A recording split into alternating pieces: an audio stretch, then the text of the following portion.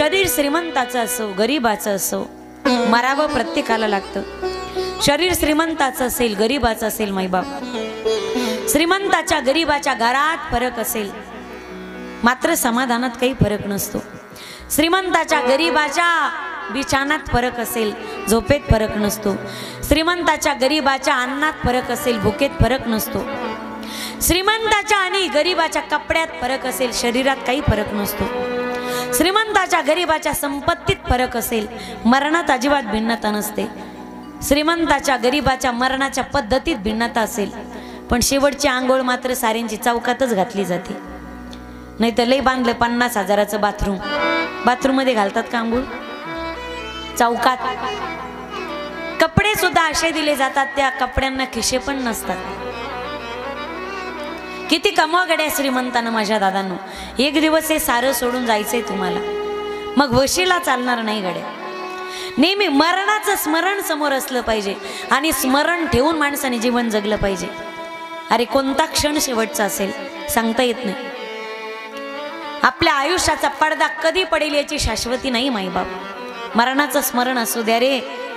कोणाचा आयुष्याचा कोणता शेवटचा क्षण असेल काही सांगता येत नाही. पूज्यपाद श्री डोंगरेजी महाराजांचे वाक्य आहेत, धन से आदमी को आराम मिल सकता है लेकिन राम नहीं मिल सकता.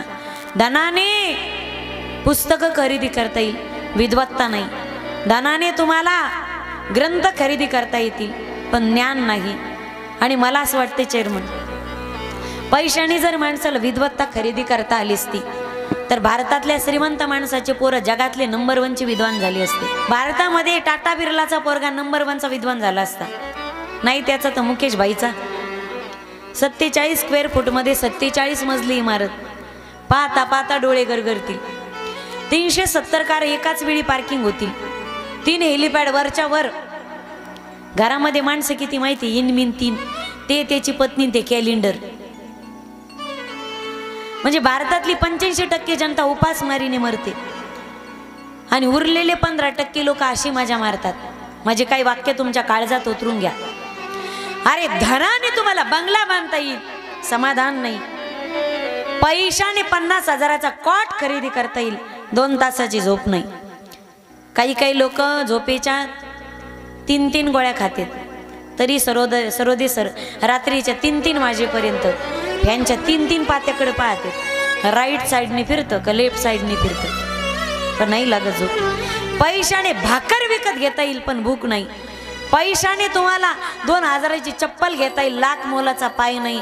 पैशाने लाख रुपयाचे कपडे खरेदी करता येतील पण अनमोल किमतीचं शरीर नाही. पैशाने सगळंच खरेदी नाही करता येत गडे तुम्हाला. मरणाचं स्मरण ठेवा रे. हजारोची कोटीची संपत्ती असेल माईबाप पण अंतिम क्षणाला कोणाचाच वशिला चालत नाही. कशाचा अभिमान करतात माईबाप. ज्या दिवस मृत्यू येईल घ्यायला गड्या त्यावेळेस कोणाचा वशिला चालत नाही. कोट्यावधीची संपत्ती होती, कोरोनानं सारेची जिरवली. पण जे लय उड्या मारायचे ना, मी आमक करीन, मी धमक करीन, मी तमक करीन, मी सगळ्यांना नावं ठेवत नाही पण कोट्यावधीची जी संपत्ती असून सुद्धा कामी येत नाही. सज धज कर जिस दिन मौत की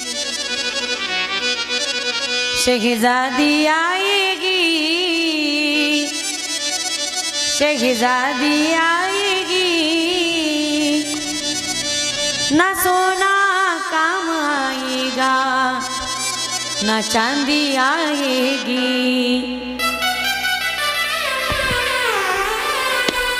ना सोना काम आएगा ना चांदी आएगी.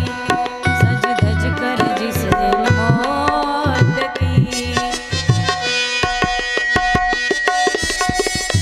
देखो वाह वाह गुरुजी.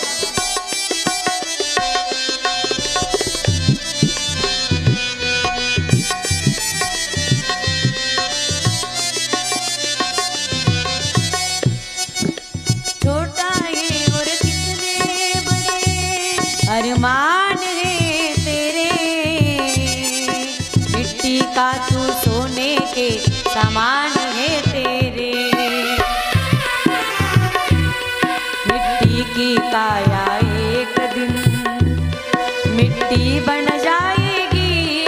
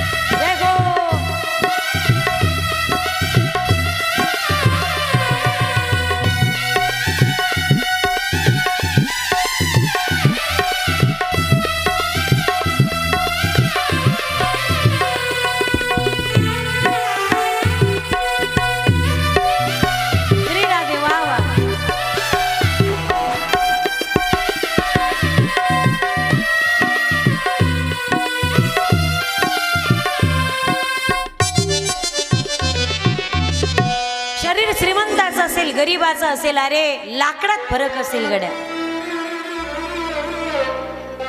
गरीबाला बाबळीचे लाकडं असतील, श्रीमंताला असतील चंदनाचे.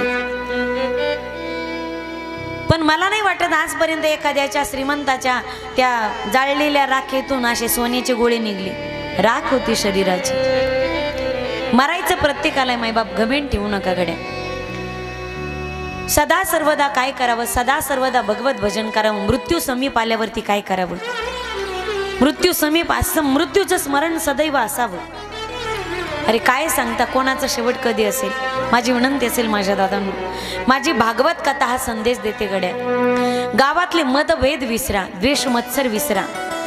एखाद्याची तुमच्या आणि फार दुश्मनी असेल. कोरोनामध्ये 1000 लोक मेले रे माझ्या दादांनो. काय सांगता येतं कोणाचं कधी काय होईल. नका एखाद्याचं अंतकरण दुखू. तुमचं आणि एखाद्याचं पटत जरी नसेल, आज घरी गेल्यावर उद्या सकाळी कवायना फोन लावा गड्या. आयुष्यभर तुझ्यासोबत मी दुश्मनी सांभाळली, आयुष्य दुश्मनी सांभाळण्यात गेलं. पण ऐकणारे मित्रा, मला तुझ्याशी बोलायचंय, मला तुला भेटायचं. बोलवा त्याला, मारा एकदा कडकडून मिठी गड्या.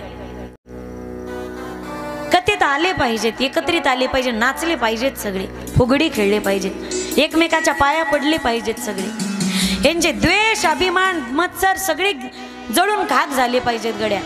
या 7 दिवसामध्ये या भागवताच्या या ठिकाणी कथेमध्ये आहुती द्यायची आम्हाला. या सगळ्यांची द्वेषाची, मत्सराची, मिथूपणाची आहुती द्यायची.